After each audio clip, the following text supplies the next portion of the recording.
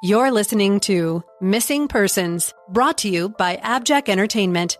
Be sure to check out some of the other great true crime podcasts from this network, including The Murder in My Family, DNA ID, Scene of the Crime, 3 Men and a Mystery, Malice, Riddle Me That, All Things Crime, and Zodiac Speaking. All of these podcasts are available for you to binge on right now, wherever you listen to podcasts. Subscribe where you're listening to this podcast so you don't miss an episode. The views and opinions expressed by guests on this podcast do not necessarily represent those of the podcast, its creators, or sponsors. If you would like to discuss a missing persons case on this podcast, please be sure to visit missingpersonspodcast.net. This episode may contain unsettling or disturbing subject matter. Listener discretion is advised.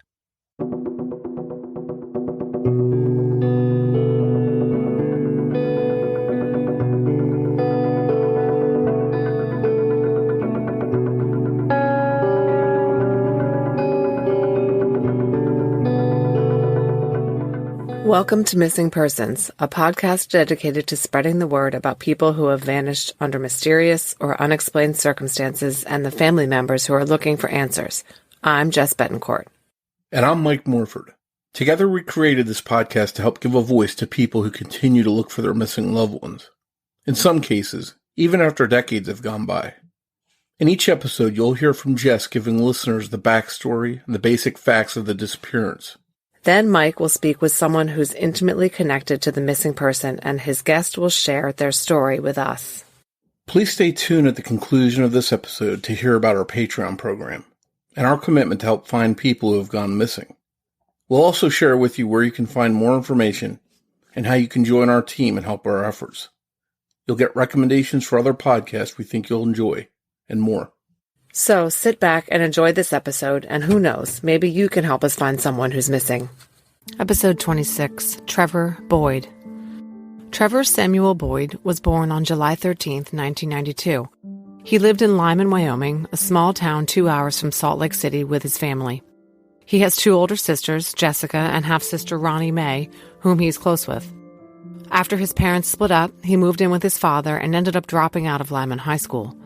Trevor struggled with drug addiction and clashed with police quite a bit, racking up arrests and doing jail time for relatively minor drug infractions before finally ending up in federal prison. He was arrested in July 2017 for some serious drug charges, including possession of controlled narcotics. He served 3 years for these crimes. In November of 2020, 28-year-old Trevor had been out of prison for about 6 months and remained on probation. His family says that he was really trying to turn his life around. He didn't want to go back to prison, and he was attending recovery meetings, had just gotten his own car, and was working to save money to move into his own place. For now, he was living with Ronnie Mae in Evanston and working at CCB Construction. As far as his family knows, Trevor was single, and his family notes that in the days before he disappeared, he seemed a little withdrawn and depressed. On November 16, 2020, the day started out as it usually did. Trevor got up for work and drove to meet a coworker he carpooled with named Cody. The plan was for Trevor to leave his car in Evanston and drive with Cody to the job site in Fort Bridger, a rural community about 30 minutes away. That morning, Trevor stopped at a local Maverick in Evanston to get something to eat. He used his bank card at this location. Then he met up with Cody, and by mid-morning they were working on a roof at a job site in the valley. Cody said later that Trevor was acting paranoid and irrational that morning. He seemed to react to something, perhaps the arrival of his boss, and suddenly scurried down the ladder, dropped his bag of nails, and ran off across an open field. After this bizarre incident, Cody texted Trevor telling him to come back to work. Trevor responded to the effect that he was afraid he would be taken back to prison. At 10:01 a.m., he texted family friend Jackie asking for a ride. She responded at 10:12 asking where he was. Trevor never responded back. After a few more text exchanges with Cody back and forth between 10 and 10:26 a.m., when Trevor said he would not come back to the job site, all communications with Trevor ceased. When Trevor ran off, he left behind all his things, including things that he would need if he had intended to vanish. Left at the workplace were his backpack, phone charger, pack of cigarettes, and wallet. containing an uncashed paycheck from his employer for nearly $350. Trevor's family didn't know that he had run off and didn't really start to worry until the next day. On the 17th, Ronnie Mae, whom Trevor lived with, got in touch with their sister Jessica and asked if she'd seen Trevor. Jess had not heard from him at all. A phone call to Trevor's boss, Shane, told Ronnie Mae that Trevor had walked off the job the day before. Assuming he had relapsed, the family didn't go into panic mode immediately. But in the past, even if Trevor had been on a bender, he would always stay in touch with his sisters and would pop up on social media. This time, there was no contact from him. They decided to try to locate his phone. Trevor's phone last pinged on the day he disappeared at 11:03 a.m. It was pinging in the area of Fort Bridger where the job site was, 9.7 miles east of the TA Tower. This is at mile marker 30 on I-80. After that, it was shut off or died. Jess and Ronnie Mae found Trevor's car right where he had parked it to commute to work with Cody on the 16th. He had just gotten this car a month earlier, and he was proud of having his own vehicle. The family found it very odd that he would abandon it. They drove the car to Ronnie Mae's house and parked it there, awaiting the return of its owner. Jess and Ronnie Mae have done a lot of digging to try to find their brother. They reported him missing on November 24th, and the publicity about this helped flush out some potential witnesses. According to Jessica, a couple named Pete and Wendy saw Trevor on the day he vanished. He was walking on Kelly Way at the west end of Fort Bridger, heading toward the I-80 on-ramp. This was between 11 a.m. and 12 p.m. on the 16th. Since Trevor was comfortable hitchhiking and had been known to do this in the past, the family believes that he was intending on hitchhiking a ride back to his car in Evanston. Then another set of witnesses, truck drivers, saw someone that is believed to have been Trevor walking along I-80. He was walking westbound against traffic in the area of exit 30, about 8 miles west of where he had previously been seen. This was between 1 p.m. and 1:30 p.m. Jessica has reviewed the traffic camera footage from I-80 that day and spotted a figure walking on the roadside near exit 28.3 at 12:26 p.m. She can't be certain it is Trevor the cameras captured, but there aren't many pedestrians along this major highway, and the timeline fits. The truck driver said the man he saw walking looked tired and was wearing a black jacket. The family believes that this was almost certainly Trevor. After these sightings, Trevor has never been seen again. As for why Trevor left, it doesn't make any sense to the family that Trevor simply left to evade his parole obligations, as many people online believe. He had run off to avoid being arrested in the past when he had a county warrant out for his arrest 5 years earlier, but that was a long time ago, and the family feels that Trevor had really learned his lesson. He didn't want to risk going back to prison. He has never been out of contact with his family for more than a day or two. Also, if he were going to leave, why would he do it in such a public and bizarre manner as literally running away from work in broad daylight? And how would he survive without any money? It simply doesn't add up. Trevor wasn't on any kind of medication for bipolar disorder, although he may have suffered from this disease. But if he had relapsed into drugs, it could have made him paranoid and caused him to run away. Jessica thinks that Trevor either had some kind of accident and possibly was injured and passed away in the woods or some other unsettled area, or he was picked up on I-80 by someone who took him somewhere and harmed him. Trevor's information has been entered into the NCIC and NamUs databases. The family also operates the Help Find Trevor Boyd Facebook group and has distributed flyers and organized searches. They do not feel that they are receiving ample support from local law enforcement because Trevor is a felon on parole and his disappearance seems to be a low priority. Trevor was last seen wearing a black zip-up coat, Levi's, white, gray, and red DC tennis shoes, and a black beanie. He is described as a white male of slender build, 28 years old, and approximately 5'7" in height. Trevor also has tattoos on his chest and arms. If you have any information about the disappearance of Trevor Boyd, please contact the Evanston Police Department at 307-783-6400 or the Uintah County Sheriff's Office at 307-783-1000. Mike Morford sat down with Jessica Schofield, Trevor Boyd's sister, to talk to her about her brother's case. That conversation is coming up after a word from our sponsors. I'm Jared Bradley, host of the new podcast, All Things Crime. I've been working with law enforcement, crime labs, criminal attorneys, and other investigative specialists for years, expanding their ability to collect forensics DNA from evidence and use that to solve more crime. Along the way, I've met thousands of professionals who have insights into crime and the investigative process that are beyond fascinating. I've set out to document those insights, give them a voice. In All Things Crime, you'll hear experiences from crime scene investigators, homicide detectives, seasoned patrol officers, defense attorneys, and even some victims, falsely imprisoned, and even criminals. Join us in this amazing journey as we explore, expose, and educate all things crime.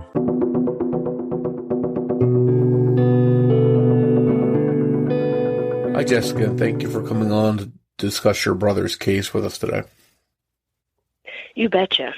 If you can you start out, just give us a little bit of an idea about your brother? Tell us a little bit about his background. And Absolutely. Well, we grew up in a small town in Wyoming called Byman, Wyoming. It's about, I'd say 50 miles east of the Utah border. Like Salt Lake City is about a 2-hour drive from us. Grew up together. He's 12 months and 12 days older than me, and we had an older sister that also lived with us, and we kind of all grew up pretty close together. My brother was the only boy, and I think that played a toll on him. I mean, it was a house full of girls, and I think he always was kind of sick of us. So when my brother turned 15, he moved in with my dad, who fortunately actually lived right across the street from us. But moving in with my dad, my brother lost any structure in his life as far as rules, boundaries, limitations. So he dropped out of high school about 15 and started drinking and making bad choices. So he started getting kind of on the radar of our local cops really young. And I don't know if you know anything about a small town, but, you know, once the cops know you're in a small town, you're known. And so we kind of got in trouble growing up, both him and I together even. But when he moved in with my dad and kind of lost all that, those rules, he got in a little bit more trouble. He ran away quite often, but he never didn't call and be like, kind of brag, hey, here I am. He always had a plan where he was going, who he was going to see. He got older, and then the more trouble, he kind of did a lot of time in jail for drugs and alcohol. And then by about 2 years ago, I think it was 2017 or 18, he ended up going to prison, a federal prison, which I think should have happened a long time before, because I think it would have put him on the right path sooner. Because I truly believe that when my brother came home from prison, it wasn't a place he wanted to go back to. I'm pretty sure he got out in March or May. So about 6 months he was out of prison before he vanished. Once he got out of prison, did he try and change any patterns or habits, or did he... Right. Yeah, absolutely. For the first time that Trevor had gotten out of incarceration, like I was saying, for the first time, I felt like he wanted to change. And he wasn't just saying it this time, because he would say a lot. He was doing it. So that to me was a big thing. He wasn't just saying he wanted to be clean. He was being clean, and he was talking about issues that he was having, about maybe choosing to use drugs, but he was talking about them, which is a huge thing. When you talk about it, you know, it's easier to not go back. He was doing all his probation things because he was on probation. He had a good job. He was getting ready to get into his own place. He was living with my sister, Bonnie Mae, in Evanston. And she is our half-sister.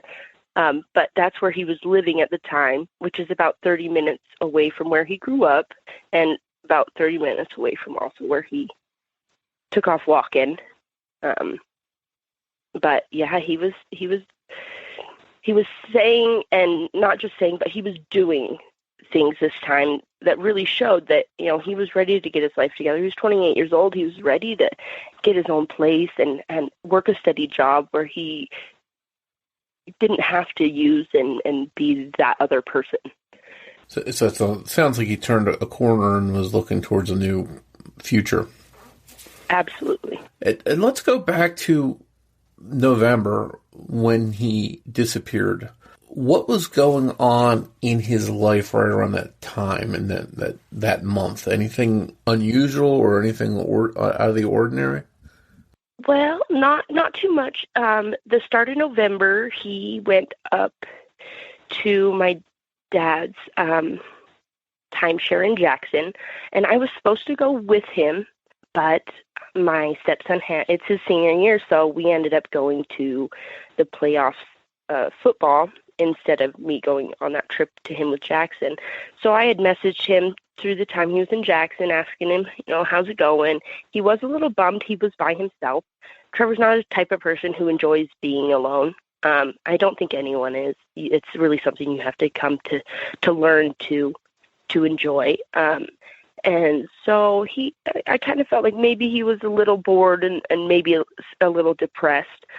He did reach out to a girl on his way back from Jackson and stopped and saw her. And when he had gotten back, he said how it had been a really good time.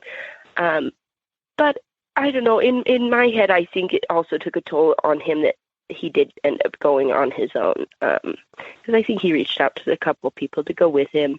Like I said, he's not one that enjoys being alone, but I do think that he enjoyed the time being at my dad's timeshare and that time away in Jackson that he had. And I know my sister Bonnie Mae said that when he got back from Jackson, he just kind of seemed a little more distant, spent more time in the room, and he was working also, so he'd work all day and then go to his meeting and then go home and just go in the room. So I can kind of understand that, but that was something that my sister Bonnie Mae had mentioned that was a little different of him when he came back from Jackson. I hadn't seen him at all that month, just with life and everything. He lived in Evanston and I lived in the Valley. I saw him when he had first got his car, so I think that was like the end of October or middle October. And so, I still think that he was in pretty good spirit up until that day. How did you come to find out? How did your family realize that he was missing? How did that unfold? So on November 16th, actually it was the 17th, my sister Bonnie Mae reached out to me and asked that if I had seen my brother. And it was kind of weird to me. I said, no, what's up? And she said that Trevor's boss, Shane, had reached out to her because he knows her and said that Trevor walked off the job site yesterday, which was November 16th. I've talked to Cody, and Cody was the kid that Trevor carpooled over with from Evanston to the Valley. It's about a 35-minute drive. Trevor stopped by Maverick that morning. There's a run on his card. He got a couple things at Maverick there in Evanston, and then they came over to the Valley. Trevor left his car parked at the Costa Vida there in Evanston and rode over with Cody. Well, Trevor, I believe, even through people that I have spoken to, may have relapsed the night before. I think he'd relapsed. And so he thought that his friend Cody had said something to his boss, who hadn't showed up at the job site at the time on Kelly Way in Fort Bridger. And so Trevor and Cody were on the roof working. And Trevor saw his boss Shane's truck come driving up the road. And I'm guessing by this time, Trevor was probably pretty paranoid, because I know Trevor's used coming down. He was always super paranoid. And Cody said he took off and he went down the ladder. He dropped his nail bag at the bottom of the ladder and took off running through fields. And that's all it is out here. Even from this area where they're building new houses. So I spoke to Shane also, and he said it was pretty much the same instant. Trevor got off the roof and took off running. Well, his friend Cody, he took off running, and his friend Cody texted him and said, there's a guy he carpooled with, said, hey, come back, and I'll give you a ride. And Trevor responded something along the lines, from my understanding, is, "No, you won't. You'll take me to jail." And then through Trevor's call records, he had texted, she's like a sister to us, Jackie, at, I believe it was 12:01, and he said, "Hey, can you come get me?" And she responded at 10:12 and said, "Where are you at?" And Trevor never responded to her, but he did reach out back to Cody. The series of texts that went from Trevor to Cody was at 10:16, 10:19, and then 10:26 was the last text that Trevor sent this Cody kid, which I believe was along the line of, "No, you won't. You're going to take me to jail." I've never actually got confirmation of what it is, but from speaking with Cody, that's what that storyline was. So, and then his phone never left the Fort Bridger area. It still pinged in Fort Bridger at 11:03 on November 16th, 9.76 miles east of the TA phone tower they have out there. So that tells me his phone's still in Fort Bridger. Either he dropped it or threw it, or something along those lines. In my eyes, I'm not sure. Or it died. It could have died in Fort Bridger. We have two separate eyewitnesses that saw Trevor that day. Pete and Wendy Iamone saw them just outside of Fort Bridger, like he was walking to get on to the I-80 entrance there. And my guess is that by that point, Trevor was going to try to hitchhike back to his car in Evanston. Trevor's traveled a lot before, and he's hitchhiked a lot before. So in my mind, that doesn't surprise me at all. There's a pair of drivers that had seen Trevor also. They saw him past TA, so west of TA, and that's exit 34 on I-80, or it's exit 30, I believe, on I-80. And they said that they saw him walking westbound on the westbound lane shoulder around 1:30, between 1:30 and 2 that day. And then only other sighting we have of Trevor, and the drivers that saw him say they were, 100%. They described his shoes. And then I reached out to WyoDOT on December 11th about the cameras they have on I-80. They reached back to me on December 16th with 7 different files of different cameras on I-80 that day. And there is one that catches him on I-80, and it is the French Interchange camera at exit 28.3. Have you seen that actual image? Are you positive that was definitely him? No, you can't be 100%. It is a black. I mean, it's definitely a person. It's definitely a person. It was caught at 12:26 that day, and it fits the timeline. But no, there's no proof 100% that you could tell, even zooming in with the pixelation, that it is Trevor. But I feel, one, there's nobody else in that area on I-80 that day. So, and to me, it's him. But no, it's not something that's been for sure proven. And the weird thing about it too, for me, is it is caught on. It has him walking against traffic on the south. So he's on the south side of the interstate, walking westbound against eastbound traffic. But then again, like I said, you can't. The only reason I say that he's walking that way is because in the picture that's 10 minutes later, because these are 10-minute increment pictures, in the picture that's 10 minutes after, there may be a speck that's there that's not in any other picture, if you zoom in enough. But like I said, I'm trying to do all this on my phone. So yeah, it's not something that's 100% concrete, but I do feel that it was him that day. His hood's up. When you realize that, hey, he's missing, he took off, and he hasn't come back, did you reach out to police to say, my brother's missing? Did they start looking for him? What happened there? Okay, so when Trevor first went missing, we kind of waited because, one, I spoke to who he was with the night before, so in my mind it told me, hey, he relapsed. I waited 2 days before I reached out on social media, me personally, because I felt something was wrong because there was nothing active. Trevor's usually on Facebook or Snapchat or something along those lines, or he would text me back because by then I had texted him and called him several times. So I put a post out on Facebook, and everyone's, and kind of in the back of my head, the cops are quick to give him a lot of trouble around here. First they knew he was on probation, and so I'm like, both me and my family kind of decided, we'll give him a week. Maybe he's out wanting to do his thing. We'll give him a week. Just in case has to get something out of the system. He wants to right. If he's out partying, if he's out, maybe he wanted to disappear for a week, and sick of life, and maybe he was, maybe that's what he chose to do. Had he ever gone missing for any stretch of time before? Not without reaching out, no. So you were a little bit nervous about getting the police involved. Obviously, you didn't want your brother to get in trouble, and you thought he might come home on his own. When he didn't, right. Did you become concerned that maybe something happened?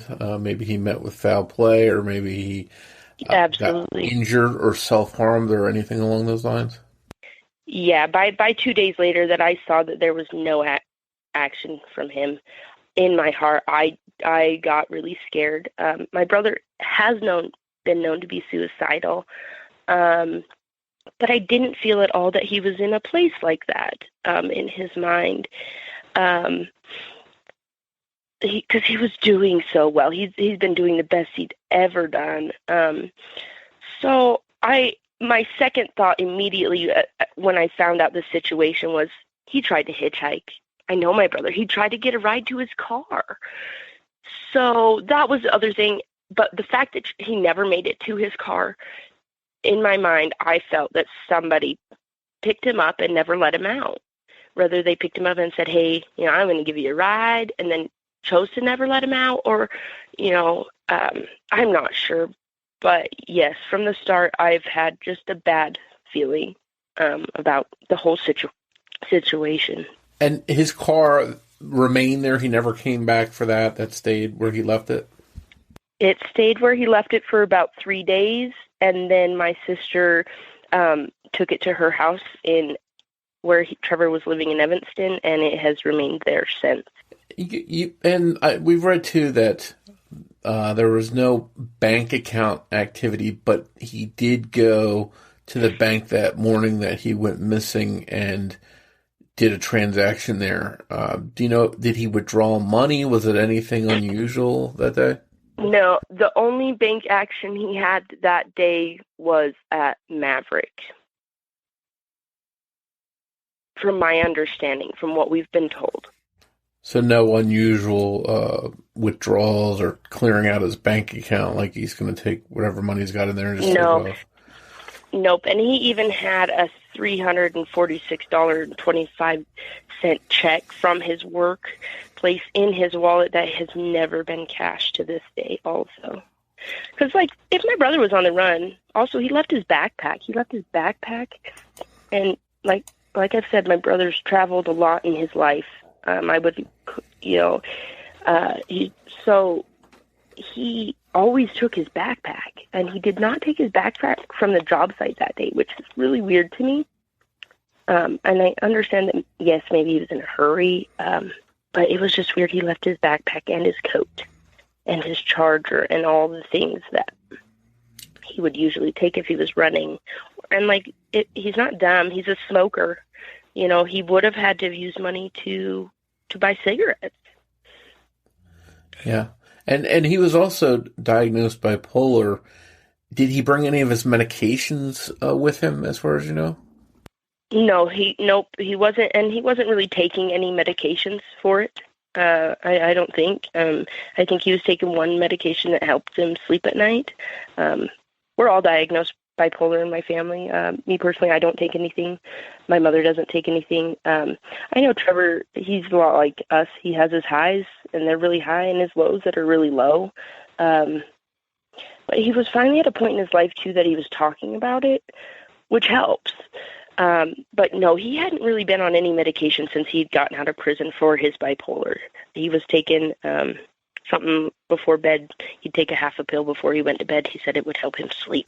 Going on to his social media, you mentioned earlier that there was no sign of him popping up on social media. On Facebook, it mentioned that he was in a relationship.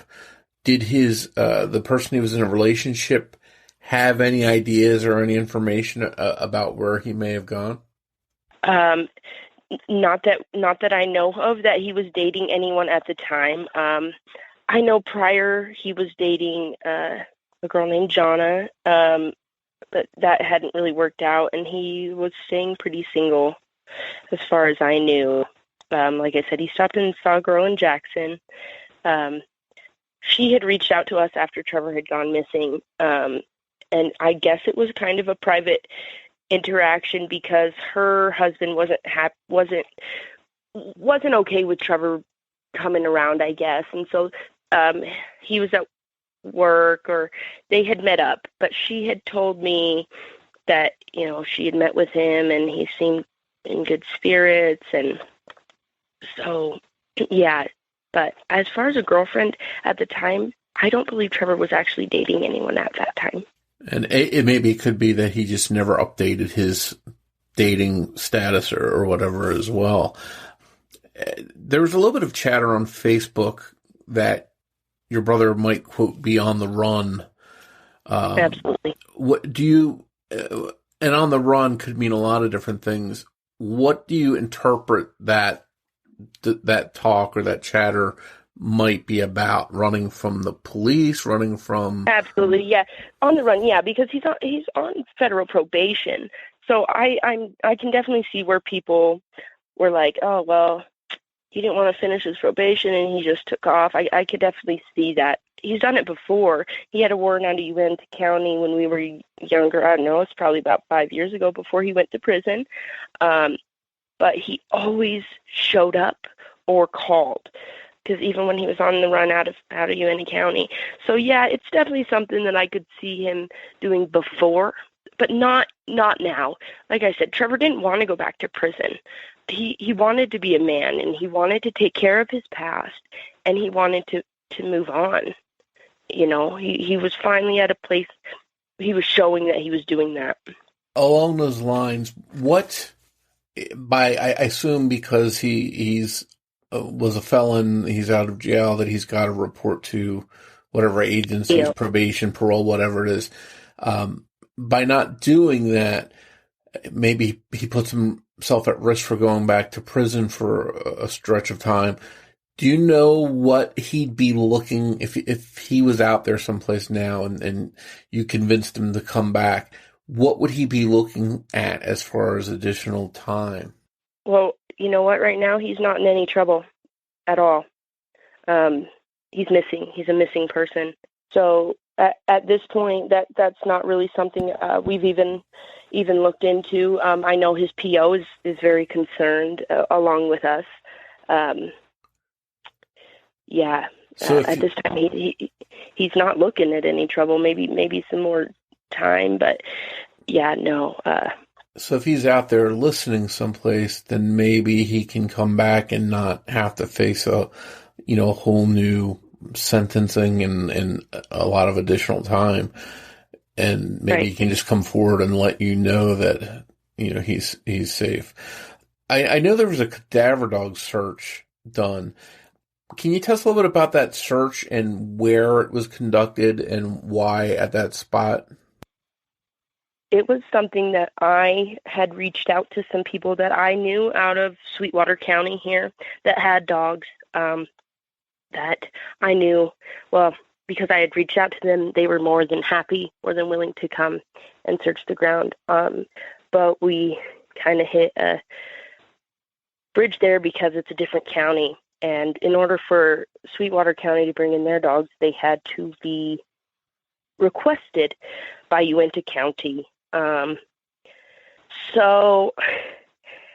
I don't know. I felt from the start Uinta County was trying to drag their feet on the whole thing. In the area that Trevor took off through, and his phone was last pinged, is another reason we wanted to search this area, because, well, it's rural. It's nothing but land and property out here.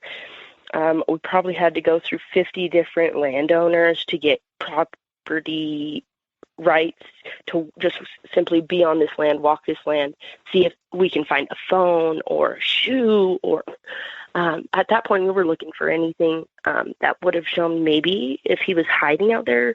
I mean, there's hay bales and things like that, and this is all area that covered from the area he went missing to I-80.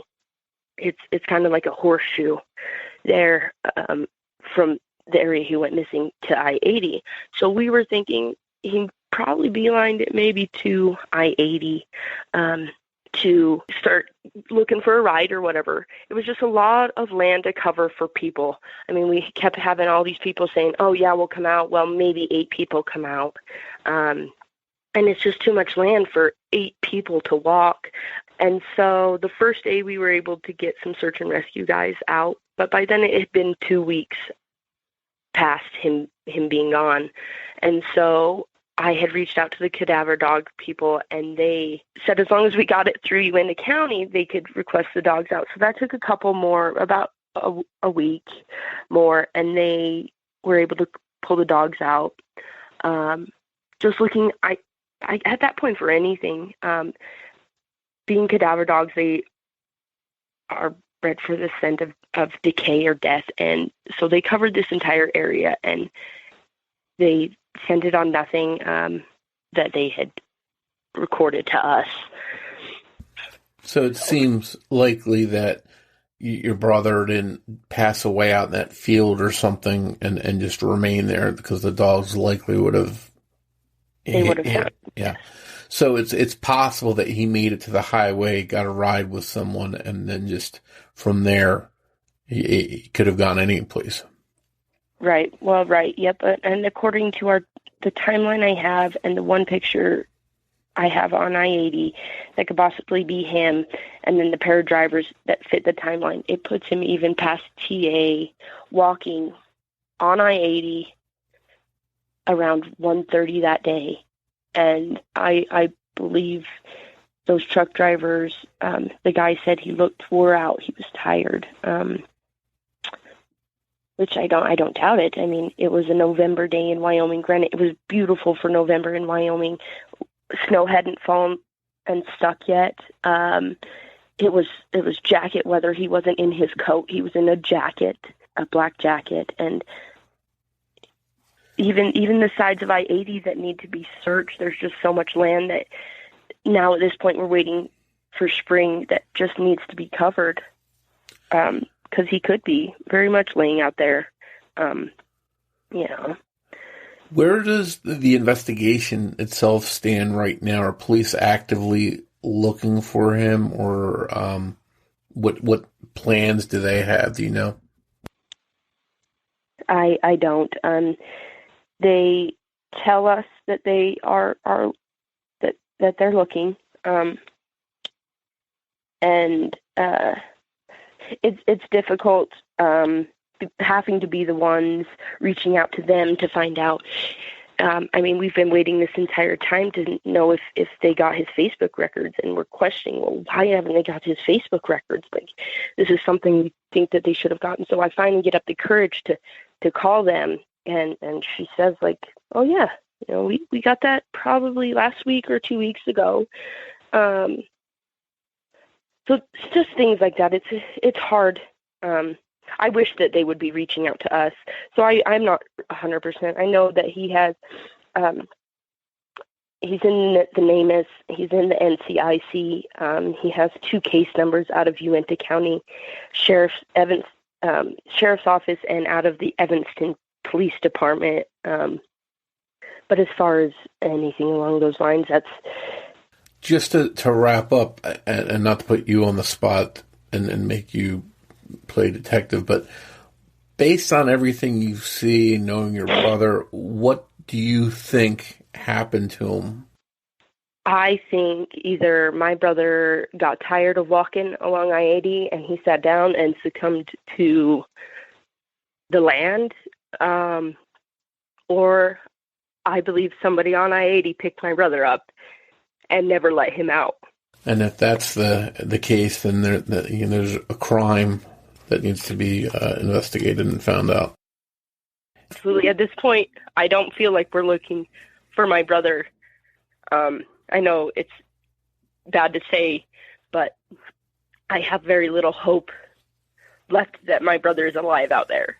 So at this point, if that's the case, then you'd at least like to find his remains and then bring him home and give him a proper goodbye, I guess. Yeah, absolutely. Just closure at this point. I mean, it's a constant, everyday, mind-running questions of where he is and when we'll get him home. If you're wrong and he is out there and he's, for whatever reason, that little hope. Yeah, that little hope that he's out there someplace and just afraid to come back, and he could hear your voice, what would you want to say to him? That we love you, and there's so many people that love you and care about you, and just to come home or just to tell us that you're okay. Well, we'll definitely do our part and try and spread the word and let people know that he's out there, he's missing, and maybe someone out there saw him or has some information. They'll come forward and help you, and maybe that will lead to some kind of answer for you. Yes, that's what I pray for. Thank you so much. Well, I can't thank you enough for coming on, Jessica, to discuss Trevor's case, and I hope for your family's sake that you do get some kind of answers. Thank you so much, and I appreciate your time and just getting his story out there, because I truly believe that somebody else had to see something that day. And hopefully they come forward. We hope you enjoyed this episode of Missing Persons. If you can provide any information to help solve the case we discussed in this episode, we hope that you'll contact the appropriate authorities. We hope that you'll tell your friends about Missing Persons and invite them to listen to the show. Word of mouth will really help us grow. And if you'd like to help us reach new listeners, please be sure to rate and review Missing Persons on the platform you're listening to us now on. We'd like to tell you a little bit about our Patreon program. If you visit patreon.com/missingpodcast, you can sign up to help this podcast through ongoing monthly support. As a thank you, we'll give you an on-air shout-out, a thank you card and sticker, plus you'll get ad-free early access to every new episode of Missing Persons, as well as any bonus content. Your Patreon support also goes directly towards helping the missing, because every dollar that we earn through Patreon will be split with two worthwhile causes that benefit the efforts to bring missing people home: CharlieProject.org and Private Investigations for the Missing. Your Patreon support will really go a long way towards helping. We hope you'll consider supporting the show. In this episode, we'd like to thank Jessica Wright. Just a reminder, new episodes of Missing Persons drop every other Saturday. If you want to find us on social media, you can search Facebook for Missing Persons Podcast. We're also on Twitter with the handle @missing_pod. And of course, you can always find us on our website, missingpersonspodcast.net. On behalf of Jess Betancourt, this is Mike Morford, saying thanks, and we'll see you next time on Missing Persons. Missing Persons is produced under the name AbJack Entertainment by Mike Morford and Jessica Betancourt. It's hosted by Mike Morford and Jessica Betancourt, with writing and research by Jessica Betancourt and editing by Mike Morford. Be sure to listen every other Saturday for an all-new episode of Missing Persons.